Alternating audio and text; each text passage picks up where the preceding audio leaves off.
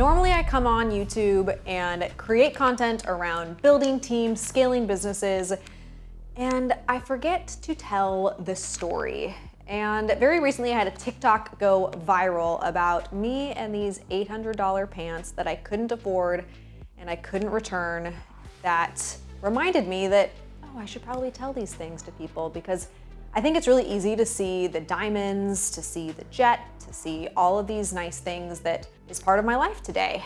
And what I don't talk too much about is what it took in those moments of unhappiness and insecurity and of self-doubt that created the person that I am today. And if you are in a place now where you want nice things and you see a future for yourself and you see potential, but you aren't there yet and it feels very far away, I hope that this video resonates with you, because you are not alone.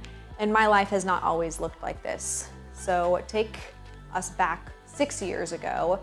Brandon had just sold his business for over $155 million. He had a huge check, I guess it was technically a huge wire hit his bank account, and it was a transformational life event. For those of you who don't know, Brandon is my husband today, but back then we weren't married. We had been together for a few years at that point, but we had separate bank accounts. We were not financially co-mingled, and he had this incredible financial success. At the time, I don't even think I was making $70,000 a year. I remember my starting salary was $55,000 a year, and I think I worked it up with incentives to around $65,000 a year. But there was this challenge that I was going through, because he had all of the success and we were around these successful people and these successful women that I couldn't hold a candle to. I wasn't successful, he was successful. And so I'll never forget going on this shopping trip with these girls, and they walk into this designer store. I think it was a Neiman Marcus. And all of them are looking at all of these fancy things, and we're all trying things on, but I didn't have access to any form of payment that they thought I did. I just had what I was making at the time. And I think at the time I had $3,500 in my bank account. It wasn't like I had a ton of money at all. $3,500, if you do have $3,500 in your bank account, watch some of my other videos for how we can grow that, because that is not a lot of money. It is not the type of money that allows you to be successful and prosperous and take care of other people. And I wanted that, but at the time I had $3,500, and I wanted to fit in with this group of girls because I thought they were cool, and I wanted to be like them, and they thought that I just had access to more money than I actually did, but all of that was Brandon's money. And he bought me nice things. I had a Chanel purse. I think I had a couple of Chanel purses, but it wasn't because I had paid for those purses, and I wasn't married to him yet, so they were gifts. It wasn't the expectation in our relationship. He never just paid for stuff that was outside of a gift. Don't get me wrong, he paid for dinners and those types of things, but he wasn't paying for my workout clothes. I was buying everything on sale. I loved a sale because I didn't have any money. And we show up to this store, and everyone's buying thousands of dollars worth of items, and I decide to go in the dressing room with these leather pants, thinking how much could leather pants be? And I tried them on, and everyone's like, oh, those look so great on you. They look amazing, you have to get them. And I walked back into the dressing room and I saw that these pants were $800. $800 freaking dollars for pants. It's I'd never spent $800 on anything in my entire life, much less a pair of pants. That seemed absurd to me. So I had made this decision to buy the pants, and then the next day I was going to return the pants so that I could still fit in with everybody, but I couldn't afford them. And I went to return them. So the next day I went to return them, and because they were leather, they wouldn't allow me to return these pants. And I remember going back to Brandon later that evening, and I was just bawling, I was sobbing, because taking $800 out of an account that has $3,500, which is the entirety of your net worth at the time, was unthinkable to me. I felt so ashamed, I felt embarrassed, and I even felt weird coming to him with this problem. I wasn't asking him to solve it, but I was just like emotional that I hadn't created what I wanted to create to be able to buy something like that. And of course, you know, he kind of thought it was silly and a little ridiculous because $800 wasn't all that significant to him. And I just remember in that moment making the decision that I was not going to be financially dependent on somebody else.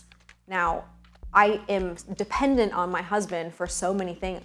I don't think that dependence is a bad thing, but I wanted to build the skill set required to be able to have whatever amount in my bank account that I want, because I know that I have the potential to do that, and I know that I have that desire. Now, some people don't have that desire. Some people have other interests and other things that they want to spend their time and energy doing.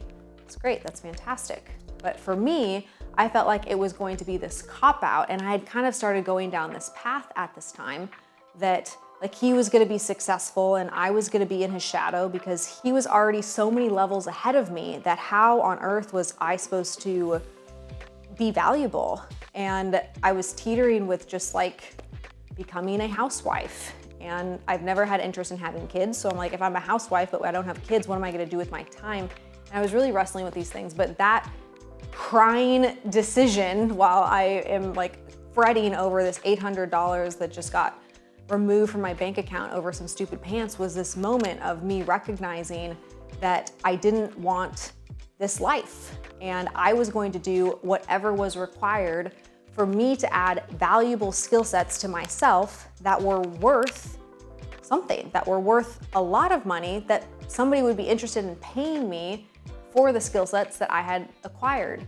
And if that experience wouldn't have happened, I might have made an entirely different decision to just get married and to live off of what he made. And that would have been a cop-out for me because I know that I knew at the time that I was capable of more, and I would have been lying to myself if I wouldn't have gone after more. I would have been copping out to what my potential is. I would have just succumbed to all of this fear and this doubt and this insecurity that I had, that he was always going to be great and what if I failed? And so if you are struggling with something similar where maybe your significant other makes a lot more than you do, or maybe you don't have a significant other and you are the person that's responsible for creating financial dependence for yourself, the takeaway that I would share with you is you are capable of creating however much income you decide that you want to create. You just have to be specific about what skill set you are going to learn, what painful experiences you're going to have to acquire in order to be valuable enough for people in a marketplace to pay you money. And that could be creating products, adding services. Like, there's no shortage of ways to make money. And it's not a bad thing to want to make money. And it's not a bad thing to want to have your own level of financial dependence because you're capable of doing it. And I believe that if people are capable of creating financial success, it's their responsibility to create financial success, because if I wouldn't have made this decision, I couldn't tell you about this now. I couldn't inspire you to go out and do the same thing. If you're in the exact same shoes as me, it would have been really selfish of me at the time to just say, oh, Natalie, you have no responsibility for creating an example for other people. Well, that's the same responsibility that you have. You have a responsibility to the people in your life to inspire them, to create a pathway of what the potential looks like in their life because of the choices that you made, because you know that you didn't cop out in a situation where you could have taken the hard route or the easy route. Well, if you take the easy route, you are going to be a cop. You are going to feel like you copped out. Whereas if you take the hard path because you know that you're supposed to and you know that you're capable of it, you're never going to regret that. Today, more than ever, it can be really alluring to look at all of these influencers on social media who have these nice things, these designer bags and shoes and jewelry, and go on these trips, and to think that that's the life that you want. And maybe it is the life that you want, but what you don't see is the behind the scenes of that. You don't see what's returned. You don't see what's gifted. And most importantly, you have to make the decision for yourself that you're comfortable and you're confident with the way that you make money and the way that you contribute. It doesn't matter what everybody else has. If you feel bad about the things that you have because of the way that you got it, or because you feel like you're out of exchange and somebody gave you something that you haven't been able to create and yet you're like flaunting it, you're actually not gonna feel secure with those things. You can want them, but you wanna get them the right way. You wanna get them and be like, damn, I did this for myself. I actually, weirdly enough, I didn't plan this, but this bag right here, I bought for myself when I became the president of our company. I didn't ask anybody if I could buy this for me because I make my own money. And my husband supports me in so many financial ways, it's ridiculous. And I have so much to be grateful for. But I have confidence today as it relates to money because I know that I've earned the things that I want. And there's nobody who can tell me I can't have something that I want because I have gained that skill set and because I've had those sacrifices and because I developed myself and I invested in myself. And so if you're finding yourself being stuck or trapped in thinking that other people have something that you want, just remember that it's important the way that you get something. And just because somebody else has it and makes it look easy, that might not be your path. That is okay. It is still a valuable thing to go after. It's still a worthy thing to go after. You don't have to take the shortcut.